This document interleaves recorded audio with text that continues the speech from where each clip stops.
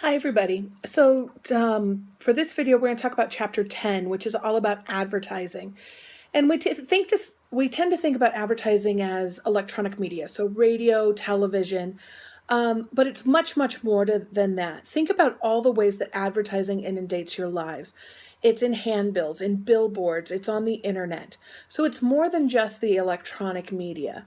Ancient handbills have been found in Greek and Roman ruins and were very popular in the Middle Ages. They were ways to spread information rather quickly by passing it from person to person.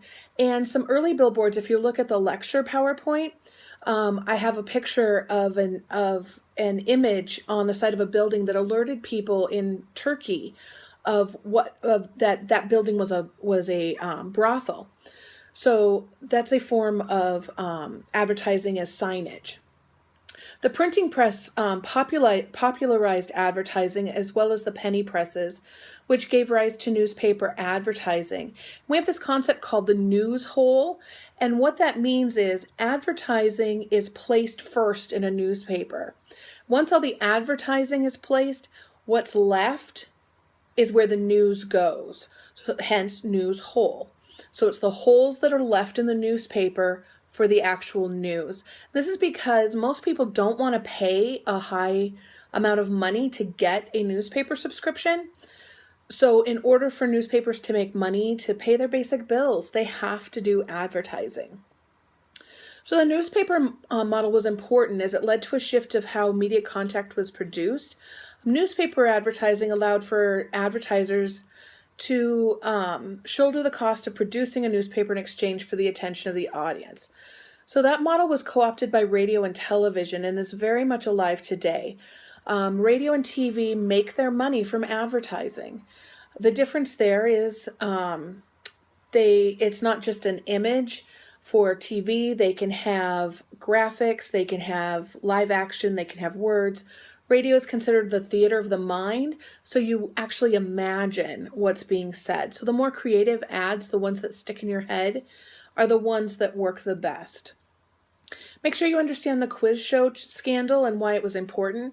The quiz show scandal changed the way advertising was done, especially on television.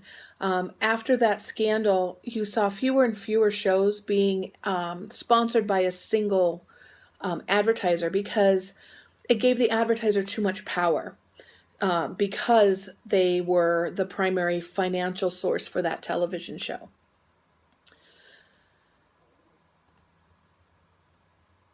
So in television markets, they were limited, so advertisers paid a premium for space. So ad costs in the 1940s were the highest rates in history. Marketers had to focus their ads often on one unique selling proposition rather than detailed information about a product. And that's because they have limited time. So in over the years, television advertisements have become shorter and shorter.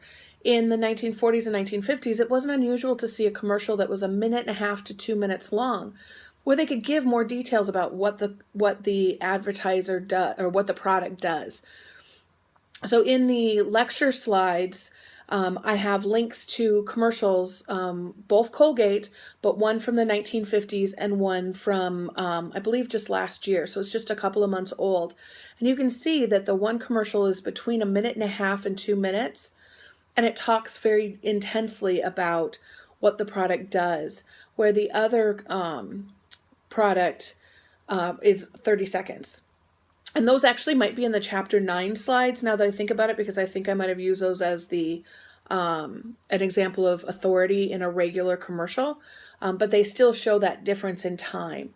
So you have to narrow down your focus, and that leads to the unique selling proposition. So think about being here at NDSU, when you see ads, when you look at the website, when you look at signage around campus, what is NDSU's unique selling proposition?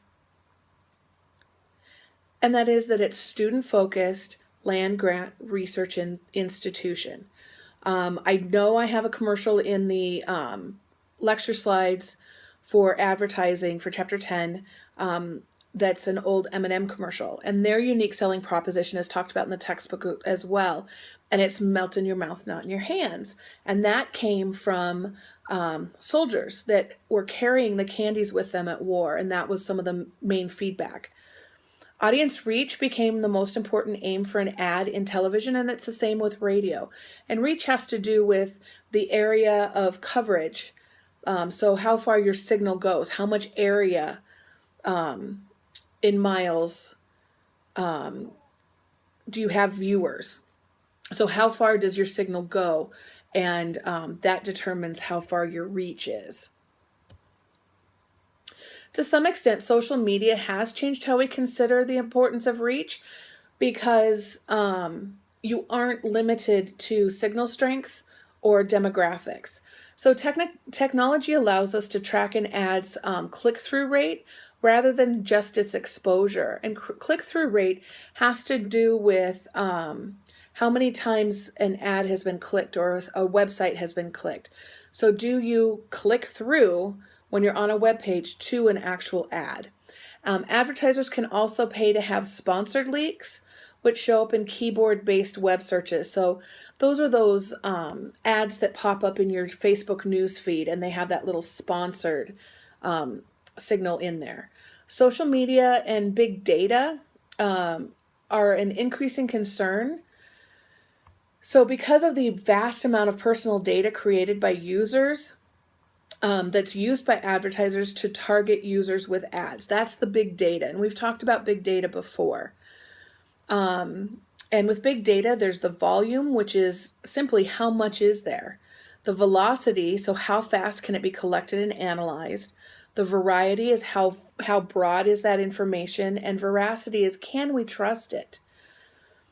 And there was an interesting story out a few years ago having to do with Target, and a man complained that his daughter received coupons for baby products in the mail from Target. And he was all up in arms because she's a teenager. And it turns out that big data, purchases she made at Target, they made an assumption based on other people's purchases that because she purchased product X, Y, and Z, that it was likely that she would be pregnant. So because of that, they sent her these coupons. So, her father was concerned, of course, but then later found out that she was in fact pregnant. The key takeaway to this is that all that big data, it's an assumption. It's not always correct. But here's a case where it actually was. And that does freak some people out. Today's media users are often on several different platforms at once, which is counter to the replacement hypothesis. And the replacement hypothesis says that you have to let go of one piece of technology in order to fully engage in another piece. So to counter the replacement hypotheses, I'm recording this lecture on my iPhone while I have lecture slides up on my laptop, and I'm fully engaged in both. So I didn't have to give up one to be able to use the other. Could I do this all the time? No, because I have limited mental capacity, but I am able to use multiple platforms at a time. As newer media evolve, older media find new roles, which is a theory of media niche. So that's why some media does tend to go away, or we change the way we use it. Media tend to complement rather than compete, leading to a new field of integrated marketing communication. And that simply means that marketing can be done on multiple platforms. So you'll see ads in your apps on your phone that may be similar to ads on websites. They may be similar to billboards or radio ads or TV ads. So advertisers have learned that they need to have an integrated marketing plan in order to reach more people, because we are using multiple levels. Another thing that isn't in the textbook, but I think it's important for you to understand, it's in the lecture slides, and it's about clickbait.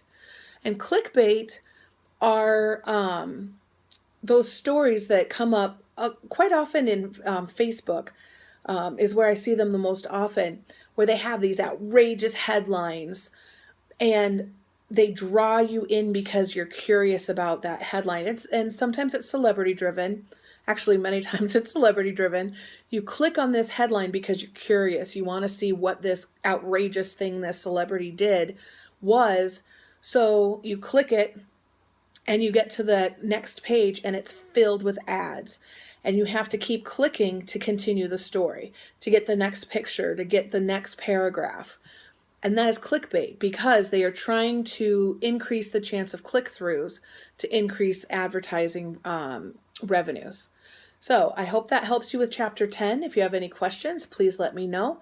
And I'll be back with chapter 11 soon.